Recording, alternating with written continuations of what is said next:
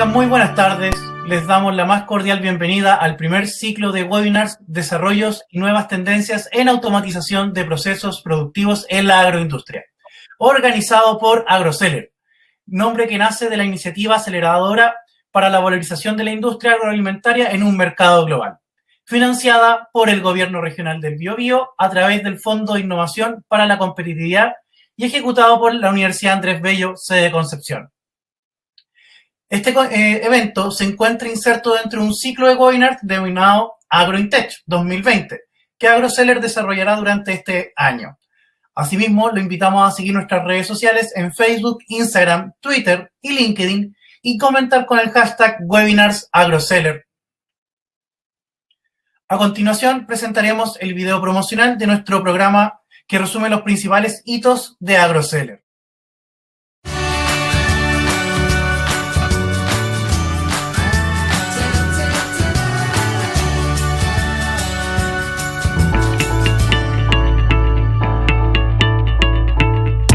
La actividad agrícola de la región del Biobío se encuentra actualmente en un proceso de transición, pasando su producción desde la industria forestal a la frutícola, principalmente en cerezas y arándanos. La apuesta por la producción y exportación de estos frutos trae consigo muchos desafíos, considerando que por su delicadeza, inocuidad y calidad, tienen un mayor valor agregado a mercados extranjeros, y que en los últimos años la cantidad de suelos dedicados a su producción en la región del Biobío se ha duplicado. Ante esta realidad, surge AgroSeller, iniciativa financiada por el Gobierno Regional del Biobío a través del Fondo de Innovación para la Competitividad. Este proyecto, que fue adjudicado por la Universidad Andrés Bello, sede Concepción, se enmarca dentro de la Estrategia de Desarrollo Regional del Biobío 2015-2030 y cuenta con socios colaboradores del mundo público y privado. El objetivo de AgroSeller es acelerar el desarrollo de la agroindustria en la región del Biobío. Esto implica establecer un proceso o conocer los procesos de la cadena de valor del desarrollo industrial para luego ofrecer automatización y robótica para mover la aguja económica en el desarrollo de la región del Biobío. La iniciativa aborda 4 desafíos para fortalecer la competitividad de la agroindustria de la región del Biobío en base a transferencia tecnológica. Levantar el proceso, porque si no levantamos estos procesos, la agroindustria en terreno, no vamos a poder estandarizar. Es sumamente importante conocer cada detalle de diferentes empresas que nos permitan establecer una línea base fundamental de tal manera de generar iniciativa, emprendimiento y acelerar el proceso de desarrollo de la agroindustria. AgroSeller cuenta con un equipo multidisciplinario de profesionales del área de la agronomía y tecnología, donde destacan especialistas en rubros como la automatización, robótica, investigación y estudiantes de geología e ingeniería civil industrial. Por otra parte, AgroSeller realizará una serie de seminarios y workshops que abordan 3 brechas y oportunidades detectadas en el levantamiento de información realizado. Bueno, principalmente AgroSeller tiene la misión de tener varios productos. Por ejemplo, uno puede ser la línea base que estamos trabajando y también tenemos un ciclo de seminarios y workshops que además tenemos para trabajar donde vamos a invitar distintas autoridades, también distintas empresas. La idea es que participen también estudiantes y emprendedores tecnológicos. Finalmente, la idea es implementar un laboratorio de automatización y robótica, además de elaborar una plataforma digital georreferenciada con información detallada de la actividad agrícola regional del Biobío. AgroSeller, la aceleradora para la valorización de la industria agroalimentaria en un mercado global.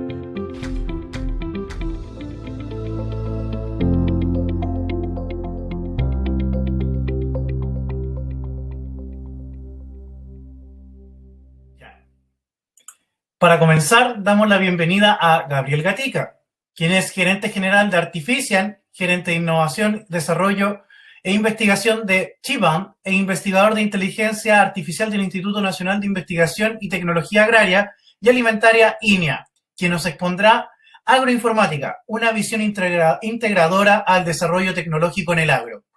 Muchas gracias, Gabriel. Te damos el pase.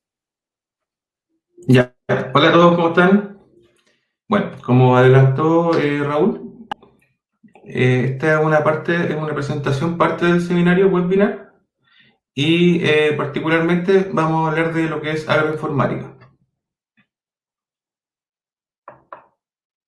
Bueno, me presento, soy Gabriel Gatica, soy fundador de Artificial y startup que está dedicada a predicciones con inteligencia artificial. Tengo experiencia como científico de datos, he pasado por varios lados, como en línea, el Fraunhofer, también he estado en temas de innovación con el 3IE, Corfo. Hemos participado en algunos concursos de innovación nacionales, internacionales, y también participamos hace poco en lo que es el programa Ciencia 2030 con las primeras 2 tesis de inteligencia artificial en el área de biología marina. Bueno, ¿cuál es la agenda de la presentación? Bueno, vamos a hablar acerca de la evolución tecnológica en la agricultura, la transición desde la agricultura de precisión a lo que es agroinformática, Internet de las cosas, inteligencia artificial y algunos ejemplos. Bueno, ahora vamos a hablar de la tecnología en la agricultura. Bueno, para hacer un breve resumen de cómo parte esto parte mediante una época que se llamó la Revolución Neolítica, donde los humanos antiguos, hace ya 10.000 años, comenzaron a domesticar el trigo principalmente, y bueno, con eso empezaron a expandir la cantidad de semillas que fueron domesticando, como cebada, garbanzo, los porotos, arvejas, y así de a poco se fueron incorporando más y más variedades de distintas partes del mundo. Esto parte en, no sé si pueden ver la flechita del mouse, pero parte en la zona de Mesopotamia. Ahí parte inicialmente una zona que se llama Media Luna. Ahí comienza todo lo que es la agricultura y eso se expande por todo el mundo. Y hay zonas en que aparece la agricultura espontáneamente, como en Asia, la zona de la región de China, donde comienzan a domesticar el arroz, también en la zona del norte de África, donde comienzan a domesticar los dátiles, y también aquí en la zona de Sudamérica, con el Imperio Inca, y en la parte también de Centro y Norteamérica con el Imperio Azteca también. Bueno, también cabe comentar que en el área de la India también incorporaron todo lo que es la cúrcuma, la pimienta, el azúcar, el algodón. Y después de esta época, venimos a la siguiente revolución, que sería la masificación. Bueno, aquí los humanos que contaban con muchas semillas y comenzaron a optimizar sus procesos mediante herramientas que le permitían aumentar su productividad, como sembradoras, máquinas eólicas, acueductos, arados de hierro. Entonces, en la medida de que ha existido tecnología, se ha ido incorporando en la agricultura. Además, tener la agricultura en el periodo neolítico permitió los primeros asentamientos que dieron origen a las ciudades y a su vez a las civilizaciones. Entonces, ya acercándonos a la época actual,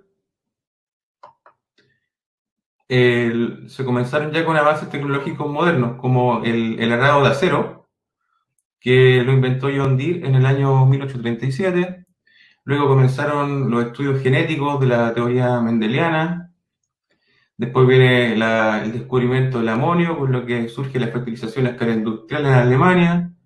Después en la parte ya satelital, con las fotos aéreas, y que se incluyen también en la agricultura.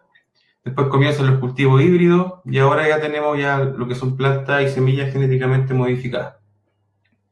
Eso en general. Bueno, si se me pasaron algunas cosas, no era como el fin de esta presentación, sino que más que nada era para mostrar cómo se ha ido avanzando desde una semilla salvaje hasta una que ya está genéticamente modificada. En esta siguiente parte vamos a hablar de lo que es agricultura de precisión, a cómo llegamos a la agroinformática. Bueno, una definición de agricultura de precisión es una estrategia de gestión. Entonces eso es lo importante, que es cómo uno gestiona el campo, y esto se gestiona con datos. Entonces la idea es que nosotros tenemos datos de distintas fuentes y orígenes, como datos temporales, espaciales, individuales, y al combinarlos con otra información, se puede utilizar como método de respaldo para tomar una decisión en base al conocimiento y así manejar de mejor manera el cultivo para aumentar la eficiencia, la productividad y la calidad de nuestra producción agrícola. Entonces, aquí en esta lámina estoy mostrando algunas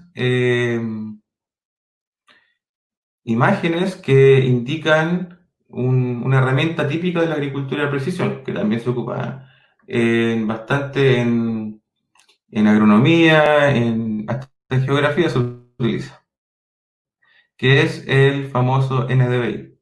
Entonces, el NDVI es un indicador que utiliza la reflexión del infrarrojo y la absorción del rojo para hacer un índice y saber cuándo hay una planta o cuándo estamos en presencia de una planta y cuándo no, y a su vez si la planta está sana o está enferma.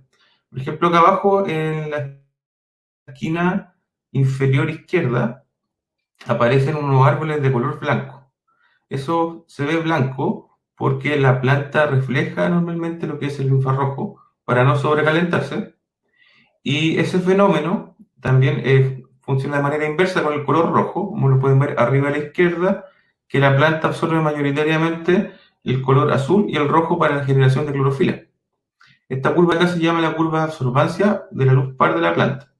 Y acá abajo, en la esquina inferior derecha, se pueden ver dos tipos de NDVI enfocados a la absorción del rojo y enfocado a la absorción del azul. Ambos indican cuando una cuando una hoja está muerta o cuando está sana. Bueno, este concepto del NDVI se puede extrapolar desde lo que es una fotografía a imágenes aéreas para obtener mapas. Y a su vez, esta lámina busca indicar que todo este proceso que estamos viendo se basa en las longitudes de onda. Y las longitudes de onda van asociadas a la energía de cada frecuencia. Por ejemplo, si nos vamos hacia la izquierda, tenemos unas ondas que son súper chiquititas, pero de alta energía, que son los rayos cósmicos, los rayos X, la radiación UVA. Entonces, en la parte visible realmente que nosotros podemos ver como humanos es muy pequeña. Y si nos vamos alejando hacia la derecha, vamos viendo otro tipo de ondas como el infrarrojo, las ondas de radio, las ondas de televisión, las del Wi-Fi, hasta que llegamos a la radio M. Entonces, la idea es donde uno se pare en este camino de longitudes de onda es lo que está midiendo. Entonces, en la lámina anterior, como vimos, en la parte visible se ve color azul, verde, amarillo, rojo. Entonces, cada color está asociado a una longitud de onda o frecuencia. Entonces, las herramientas modernas nos permiten, mediante instrumentos multiespectrales, medir cada una de esas frecuencias, como que fuera una foto. Entonces, en este caso hay una imagen de un satélite de la Estación Espacial Europea, ESA, que está tomando en la misión Sentinel imágenes de un punto de la Tierra en la cual se extraen multibandas. Y con estas multibandas se pueden hacer cálculos como este de acá. Este de acá particularmente está tomado con un dron, con una imagen que indica el NDVI. Y el NDVI es un acrónimo inglés que significa Índice Vegetativo de Diferencia Normalizada. Entonces, aquí como se puede ver, en la zona verde el cultivo está en mejores condiciones y la parte roja está en peores condiciones. Eso nos indica que puede ser que le falte agua o que tenga alguna enfermedad o que netamente se esté muriendo la planta. Hay otra tecnología que se utiliza en la agricultura de precisión que son los satélites, los escaneos láser, que son los LIDAR. Entonces, estos permiten tener un mapa detallado del relieve, en este caso del campo, y con eso nosotros podemos incorporarlo en el modelo de gestión del campo. Dado que ciertas zonas tienen distintos relieves, se provocan microclimas o terroir digital, como también se conoce. También esto es interesante cuando uno quiere identificar, por ejemplo, la copa de los árboles. A veces no se puede ver bien con una imagen aérea, pero sí se puede detectar de buena forma con un láser de este tipo. Aparte de lo que hablamos, que está muy relacionado, son los modelos de elevación digital, que esto ya no se toma con un dron, sino que a nivel satelital, y nos indica cómo es el relieve ya de un mapa topográfico a gran escala, en este caso regional. Aquí en este mapa estamos viendo, por ejemplo, desde la zona de Pichilemu hasta Valdivia, todo lo que es el DEM, que nos indica la altura, y claramente aquí se puede ver dónde está la zona de la cordillera de la costa, la cordillera de los Andes y el Valle Central. Bueno, hay otra herramienta que se utiliza bastante en la agricultura de precisión, que son los grados día. Los grados día son un indicador también que se utiliza en base a la temperatura máxima y mínima de cada día, en promedio, y esto se le resta una temperatura basal, que es la de la activación de la planta. Según algunos expertos, dicen que puede ser 7 grados o 10 grados Celsius. Eso indica que a los 10 grados la planta empieza a activarse fotosintéticamente y empieza a funcionar. Entonces, esto lo que se hace es una suma térmica que va tomando los grados día desde el proceso de floración o un poco antes, y uno puede estimar cuándo tiene que cosechar o cuándo va a aparecer una plaga. En este caso se hizo el cálculo de todo Estados Unidos y se hizo el acumulado anual. Y utilizaron una base de 32 grados Fahrenheit. Bueno, esta es una imagen relativamente actual, es del 25 de mayo del 2020, y 32 grados Fahrenheit, si no me equivoco, son 0 grados Celsius. Entonces, ellos utilizan grados día base 0. No sé por qué lo utilizarán base 0, pero quizás les facilita el cálculo, ¿ya? Porque solamente sería el promedio de la máxima y la mínima en este caso. Bueno, como hablábamos que la agricultura de precisión tiene una palabra clara que es gestión, uno al integrar todas las tecnologías que ya comentamos, pueden haber muchas más, como lo que es manejo de riego, humedad, estrés hídrico, fertilizantes, productividad o toneladas por hectárea, puede dar una indicación como lo que muestra esta imagen, que más que nada es para ilustrar cómo uno puede manejar un cultivo en base a distintos indicadores. Entonces, con la agricultura de precisión, el agrónomo tiene una especie de dashboard con todo lo que está pasando en su campo y puede tomar una decisión con información. Bueno, ¿qué es la agroinformática? La agroinformática es una aplicación de técnicas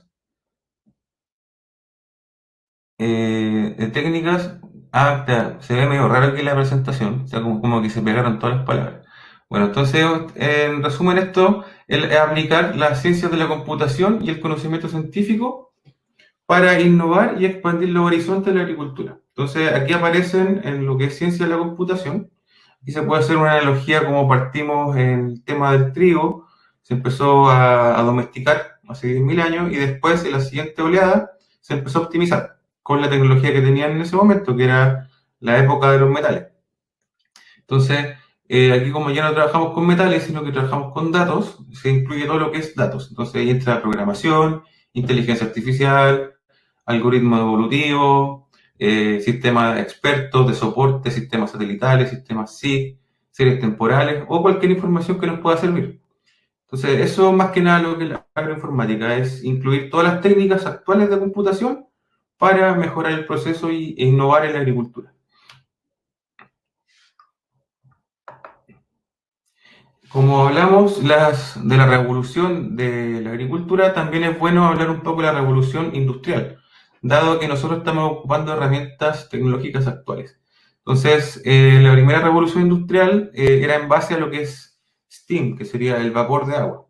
Carbón y vapor fue la primera revolución que partió en Inglaterra. Después tenemos la segunda revolución, que ya va con el tema de energía eléctrica. Entonces sería vapor, electricidad. En la tercera revolución tenemos electrónica. Y parte internet, sistemas de control automático, los computadores. Y ese año de 1960 es importante porque también es un año donde comienza la inteligencia artificial, pero parte lentamente debido a que la capacidad de computación era baja. Y ahora, desde el año 2010, que ya estamos en la industria 4.0, que es la cuarta revolución industrial, y en esta área lo que se ha desarrollado bastante es Internet de las Cosas, computación en la nube, desarrollo de software, big data, inteligencia artificial y muchos conceptos más. Entonces la idea es que ahora en este momento se llegó a un nivel de madurez y en la cual, en la madurez tecnológica, en la cual producir productos tecnológicos ya no es tan caro y la masividad es algo que ya conocemos todos. Por ejemplo, el teléfono celular que tenemos en los bolsillos tiene mayor capacidad de cómputo que los computadores que ocupó la NASA para enviar las primeras misiones a la Luna. Entonces es increíble lo que estamos viviendo ahora. De hecho, estamos como casi en la época de los supersónicos, para hacernos una idea. Entonces, como hablamos un rato, faltó de comentar algo. Haciendo un resumen, vapor, electricidad, electrónica, datos.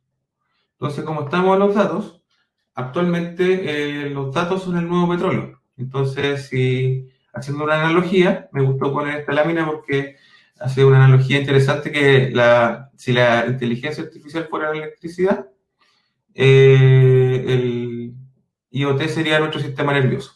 ¿Por qué? Porque esto lo que hace es tomar información y conectar las cosas a Internet. Entonces se genera mucha información. Ya, entonces ahora como hablamos de Internet de las cosas o tocamos el tema, vamos a profundizar un poquito en este aspecto. Ya, lo que Internet de las cosas su definición es interconectar objetos o dispositivos o sensores a Internet. Ya, estos dispositivos pueden ser desde un refrigerador hasta un sensor de iluminación, un enchufe, y particularmente esto tiene mucha implicación en el campo, dado que muchos de estos sensores se pueden asociar a procesos fenológicos de plantas, como la humedad, la temperatura, la iluminación o la luz, y además se puede automatizar el riego en base a estos sensores. Esta parte me gustaría comentarla, no es netamente lo que es ligado a lo que es agricultura, pero sí muestra la tendencia de crecimiento de lo que es Internet de las cosas en el mundo. Si uno se ve este gráfico del año 2020, existen 9,9 billones, en español serían 10.000 millones de objetos conectados a Internet. Eso es más que la cantidad de habitantes que tenemos actualmente. Y si nos vamos al año 2025 en esta forecasting, esto casi vamos a tener un aumento hasta el 21.000 millones de dispositivos, o sea, se va a duplicar. Este crecimiento no es algo nuevo, dado que probablemente en unos años más, dispositivos que antes no se conectaban a Internet, ahora sí se van a conectar a Internet. Puede ser que, no sé, uno llegue a la casa y tenga la aspiradora que ya hizo su trabajo, la lavadora también, y así cada vez vamos sumando más objetos. Entonces aquí esta lámina, que es la lámina de Cisco, que la lanzó en 2014, es interesante porque ya en esa época, a 4 años del inicio de la revolución industrial, de la cuarta, se generó este diagrama de 7 pasos, 7 niveles de Internet de las cosas. Entonces el primer nivel es la interconexión de un edge, que sería el sensor, directamente a la parte 2, que sería conectividad. Entonces aquí puedo conectar una cámara de seguridad o puede ser un sensor mediante una intercomunicación. Después viene el Edge Computing, que es, como digámoslo de alguna forma sencilla, es como limpiar y organizar, estructurar esta data para acumularla. Aquí se hace un pequeño análisis de datos, donde se generan bases de datos tipo MySQL, MariaDB, a un dashboard, que sería una aplicación visual donde uno puede entender en la parte 6 cómo se entrega un reporte. La parte 7 ya es cómo se genera negocio con esto, se hace un proceso de negocio o cómo se da una utilidad a las personas. Eso sería en general cómo funciona lo que es Internet de las cosas. Lo que mostramos hace un rato se puede simplificar como esto que está acá. Entonces la capa externa serían los dispositivos, que pueden ser televisores, como un Smart TV, un auto tipo Tesla, cosas, robots o dispositivos médicos, se conectan a través de una interfaz a Internet y de esa Internet pasan a la nube, de la nube pasan a una app y yo la veo desde mi celular. Dependiendo de la aplicación, si nos vamos a la parte de acá, en conectividad, depende de donde esté situado mi dispositivo, es el internet que yo voy a tener disponible. Tengo que tener una señal. Entonces, si estoy cerquita del dispositivo, muy cerca, o algunos celulares, y si me voy alejando en la escala de distancia, en este caso elíptica, pueden aparecer dispositivos como Bluetooth y así. Voy aumentando Wi-Fi. Y si después las distancias son más largas, ya nos obligamos a utilizar señales telefónicas y también otro tipo de conexiones tipo LoRa o Sigfox o un montón. Entonces, hay distintos tipos de conexiones y lo importante es que para cada tipo de aplicación es recomendable revisar la distancia y la proximidad al centro de acceso de datos y también qué tipo de relieve vamos a tener. Por ejemplo, si estamos trabajando en un campo donde tenemos muy mala cobertura de internet, donde nos llega el 2G muy mal, probablemente tengamos que pensar en un dispositivo tipo LoRa, que es un análogo, más o menos, para tener una idea, a lo que sería una radio AM. Envía menor cantidad de información, pero llega a todas partes.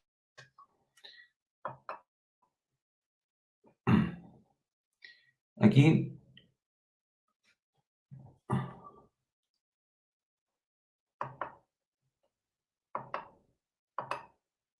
¿qué pasó? ¿Murió el presentación? Ah.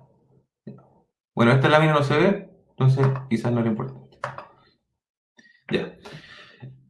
Bueno, entonces para hacer un resumen de lo que es Internet de las Cosas, podemos ver hartas aplicaciones en el campo, como diagnóstico de enfermedades, fertilización, agua, monitorizar con drones, ver el tema del suelo.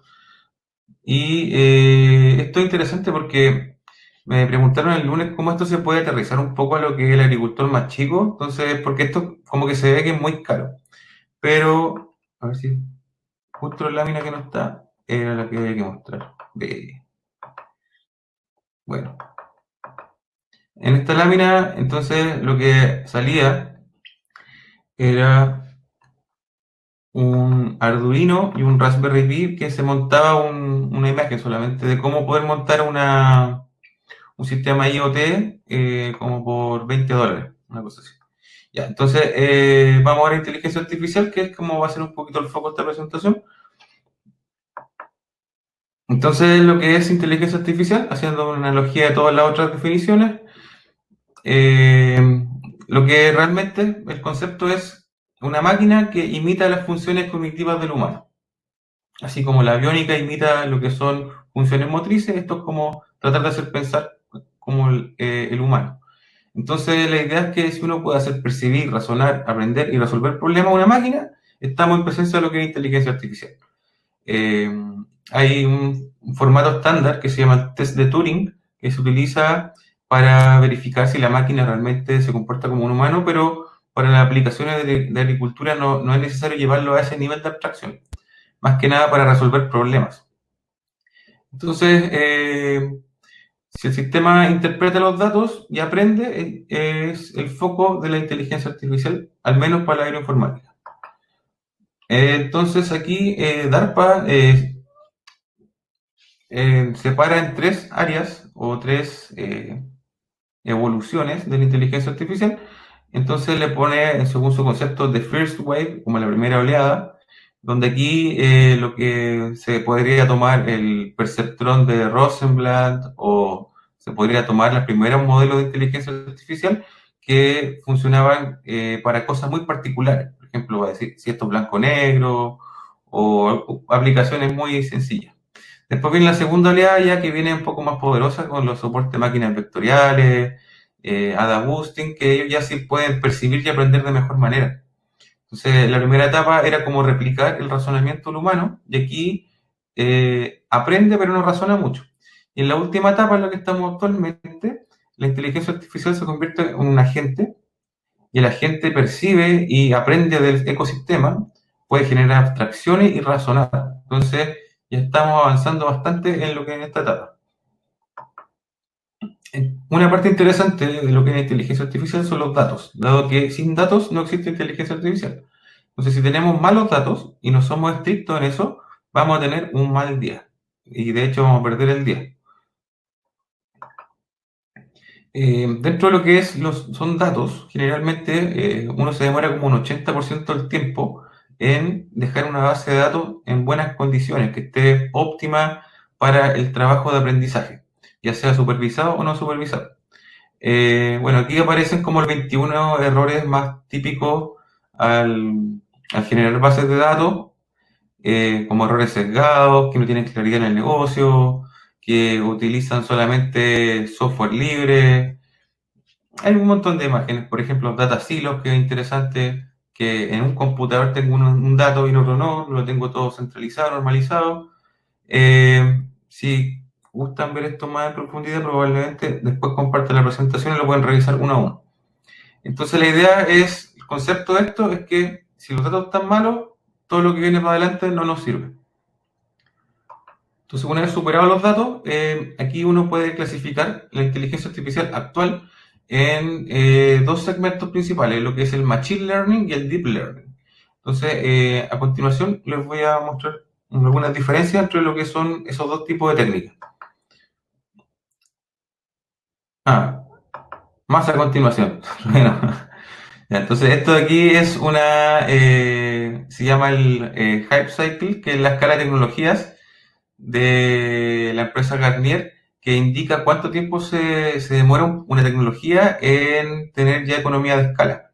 Entonces, esta parte inicial, la curva parte con un crecimiento donde está la sobreexpectativa de todas las tecnologías, y cuando llega al máximo, el pic, luego baja y algunas mueren, y dentro de las que pasan el valle de la desilusión comienzan con la pendiente de economía de escala y ya se hace vendible. Por ejemplo, voy a nombrar una aquí, Quantum Computing, aquí dice que le falta 10 años, este es el Gartner del 2018, entonces para el 2028 ya va a estar operativo lo que es computación cuántica. Por ejemplo, interfaz cerebro-computador, más de 10 años. Y así. Hay algunos que, por ejemplo, el 5G en el 2018 decía que de 2 a 5 años iba a estar operativo, y eso ya es cierto. Ya están saliendo los teléfonos 5G y ya estamos en el 2020. Entonces, esta escala de Gartner es bastante buena, así que los invito a que revisen esto. Gartner Hype Cycle, hay una escala de tecnologías para cada tipo de rubro, para marketing. Este caso es particularmente para tecnología emergente. Este es el del 2019, que es el último. El próximo sale en agosto, todos los agostos de cada año aparece esta escala, y ya aquí empiezan con las tecnologías ya pues son un poco más futuristas, como impresión a nanoescala, masificado,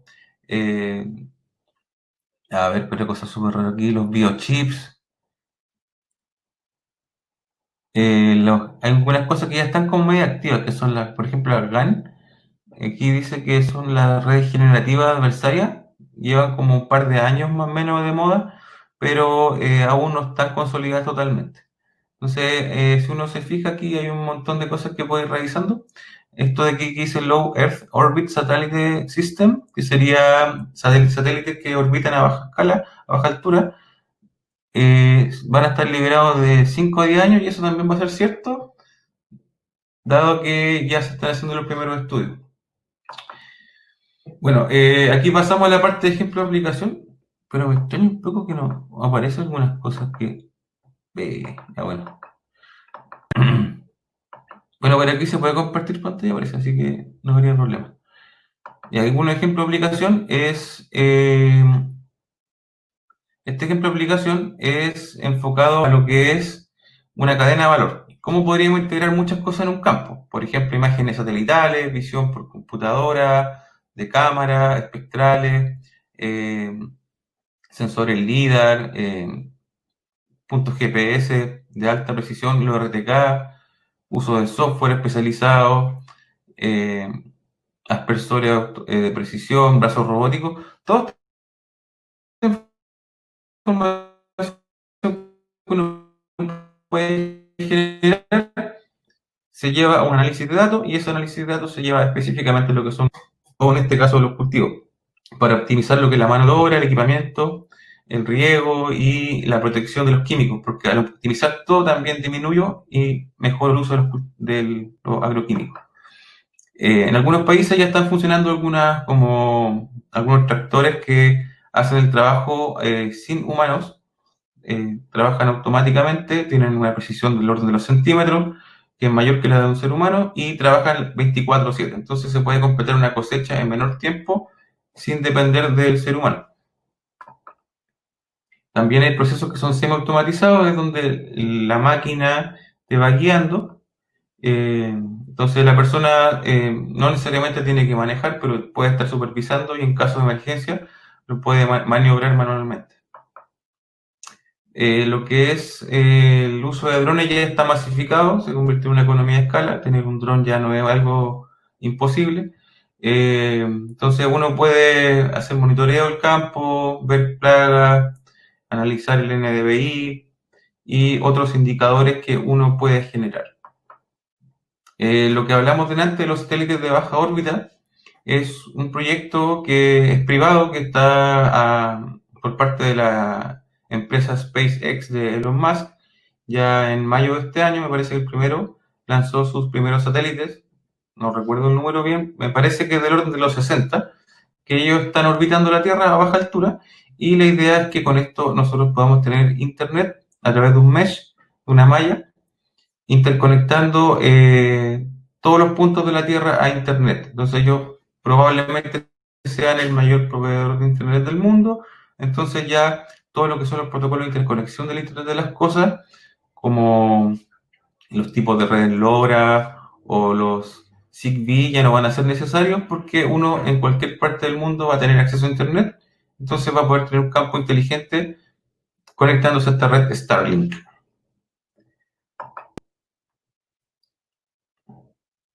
Pasaremos a la ronda de preguntas y la primera pregunta que me llega es sobre la red LoRa. Los dispositivos LoRa que menciona Gabriel, ¿qué diferencias principales tienen con los dispositivos 2G, tanto en factibilidad técnica y valor? Hola, Gabriel. ¿Sí? ¿Sí? ¿Sí? ¿Sí? ¿Me escuchan? Sí, te escucho. Ya, la principal diferencia del dispositivo LoRa es que son dispositivos que son de muy bajo nivel de paquetes de información. ¿Qué es un paquete de información? Es la cantidad de información que yo envío por unidad de tiempo. Entonces, hay que tener en consideración que si uno tiene una aplicación, por ejemplo, una cámara time-lapse que ve el crecimiento de una planta, sería un poco inapropiada esa tecnología porque la tasa de información que envía es muy lenta. Entonces, para enviar una imagen se demoraría un montón de tiempo. Y cuando ya esté enviada, tengo como unas 200 más atrasadas que tengo que enviar. Entonces, quizás probablemente el mejor uso que uno le podría dar a la red LoRa sería para sensores que envíen información, por ejemplo, cada una hora, para saber la temperatura, por ejemplo. Una estación meteorológica sería idónea. Y también hay que fijarse en el tipo de datos. Por ejemplo, si uno se va a la estructura de datos, debiese ocupar un dato que sea eficiente. Podría ser un dato tipo UINT 8 o un float 16 para que no tenga tantos decimales, porque si tiene muchos decimales el paquete de datos sube. Entonces habría que fijarse en eso. Y en los precios desconozco porque nunca he instalado un punto LoRa personalmente.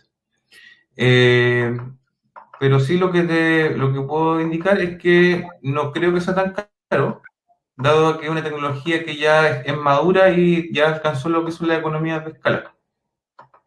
Entonces, cuando la tecnología alcanza producción a escala ya es mucho más económico. Ya.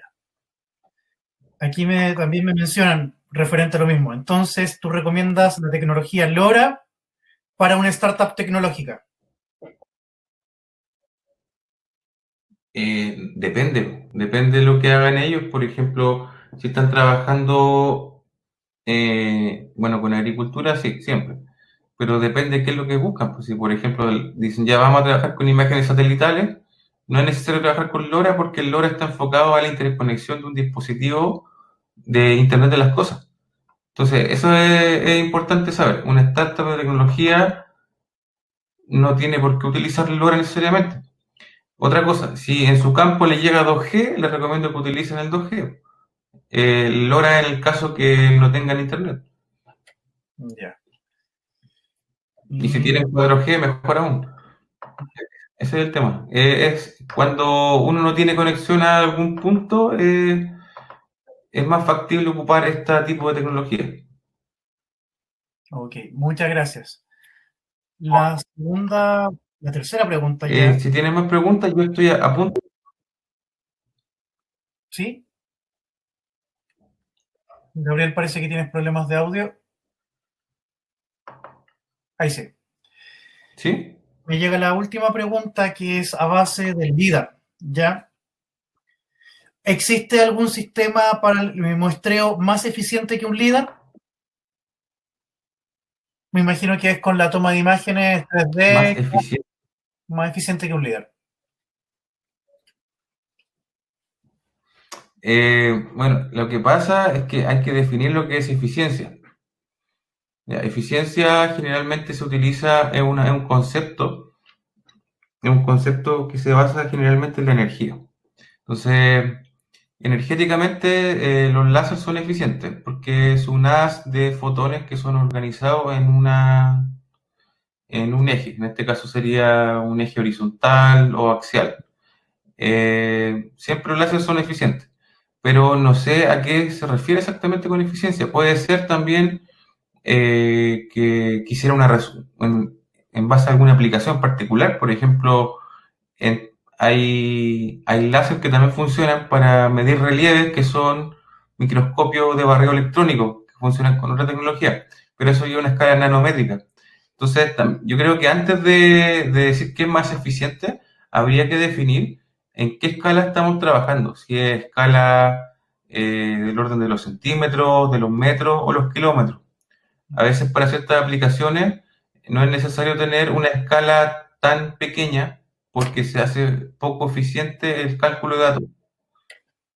Entonces ahí viene el concepto de granularidad que aparece mucho en lo que son análisis de datos, que te indica en qué orden de magnitud vamos a estar procesando la información. Entonces, si uno no define lo que es granularidad, no podría definir qué funcionaría mejor para una aplicación particular. Eso sería como mi recomendación para ese tema particular. Ya. Muchas gracias. Parece que no hay más preguntas. Si no hay más preguntas, quisiera compartir pantalla, a ver si me está cargando las hojas que no se pudieron ver, ¿ya? Ya. Bueno, esto que está acá muestra una imagen de interconexión con dispositivos de Arduino Nano, con un Raspberry Pi, que es un microcomputador que se utiliza para hartas aplicaciones. Se puede escalar, tiene un precio razonable, el precio chileno será como 20.000 pesos, y un Arduino Nano que vale el orden de los 10.000. Cada sensor vale del orden de los 1 a 3 dólares. Por ejemplo, un sensor de humedad puede costar, no sé, 2 dólares, en este caso valía 0,99, para ver cómo está la humedad del suelo. Un sensor, no sé, de iluminación podría servir para ver la radiación solar, costará unos 2 o 3 dólares. Entonces, al final, como por un kit como de 20.000 a, no sé, 40.000 pesos, que igual es como asequible, se podría tener una estación meteorológica conectada a internet, dado que estos dispositivos se conectan a Wi-Fi de manera nativa y sin tener que invertir un par de millones en una estación meteorológica ya más oficial. Esto es más que nada a escala de pruebas de concepto, porque si uno lo quiere dejar siempre en el campo, debiese tener un cierto nivel de aislación al polvo y a la humedad, que es lo que mata siempre los dispositivos electrónicos. Entonces ahí habría que comprar una cajita que se llaman IP65 o IP67 que soportan agua y polvo. Y con eso ya podrían tener una estación meteorológica por 30 lucas. Ya, esto de aquí tampoco se vio. Perfecto. Ya, esto de acá era la evolución de la inteligencia artificial. La evolución de la inteligencia artificial desde el año 40 hasta el 2010. Entonces, esto parte con los primeros precursores del cerebro digital, que son circuitos electrónicos. Después viene lo que se llama perceptrón, que es de aquí nace la inteligencia artificial actual. Después viene el Ada-Line, que sería una optimización del perceptrón. Después viene una época que se llama el invierno de la inteligencia artificial, porque no se hizo mucho. Estuvo como frenado porque no había la capacidad de cálculo. Después aquí vienen las redes neuronales multicapa. Estas son una generalización de esta de acá. Después viene el área de los soportes de máquinas vectoriales. Y finalmente viene lo que es el Deep Learning. Y esto es una aproximación distinta a lo que es una red neuronal normal. Y esta diferencia la voy a explicar la siguiente lámina. Aquí está. Bueno, como hablamos hace un rato, esto parte como en los años 50, 40, y hubo una época de generar hartos algoritmos de optimización, de clasificación, de predicción. Después hubo un tema de Machine Learning y después Deep Learning. Entonces, la diferencia principal entre ambas es que el Deep Learning genera automáticamente la extracción de características o Feature Selection o Feature Extraction, y ella escoge cuáles son las mejores para hacer una predicción en particular. Ojo que no siempre Deep Learning es la mejor solución. A veces la vieja escuela también funciona, porque el conocimiento humano no hay que subestimarlo. Entonces, a veces, incluso cómo se genera la base de datos, marca la diferencia entre una buena y una mala salida. En el gráfico de arriba, muestra la diferencia entre lo que es la programación normal, en que uno, en base a datos, hace un programa, después eso el computador hace un cálculo y tenemos resultados. Entonces, lo que es la inteligencia artificial funciona al revés. Toma los datos y los resultados y en base a eso calcula y obtiene un programa. Entonces, la salida de la inteligencia artificial es un programa. Y ese programa está enfocado a la data de entrada y los resultados que nosotros queremos.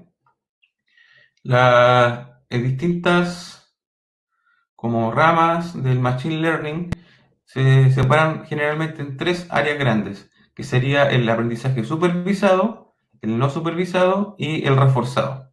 Entonces, el supervisado es que uno le da ejemplos y está encima mostrándole cómo es A y cómo es B. El no supervisado, la máquina ya entiende lo que es A y lo que es B. Y aquí se pueden ver análisis de clustering, de reducción de dimensionalidad. A su vez, como el área de supervisado es súper especializado para regresiones y clasificaciones. El área de los reforzados son para tomar decisiones en tiempo real, para ver temas robóticos y también para juegos. Por ejemplo, cuando uno juega contra la máquina en un juego de video, generalmente es aprendizaje reforzado con agente inteligente. ¿Cómo es una red neuronal? Una red neuronal tiene esta forma, más o menos. Esto se llama Neural Network Zoo o zoológico. Estas son algunas, en este caso hay como unas 12 o 13, que son algunas clásicas que se utilizan, son parte de la historia de algunas y otras todavía se utilizan bastante. Por ejemplo, las cadenas de Markov son un clásico, se utilizan siempre, pero actualmente lo que busca el estado del arte son las GAN, son los soportes de máquinas vectoriales, son las redes LSTM, que son a larga y corta distancia de memoria.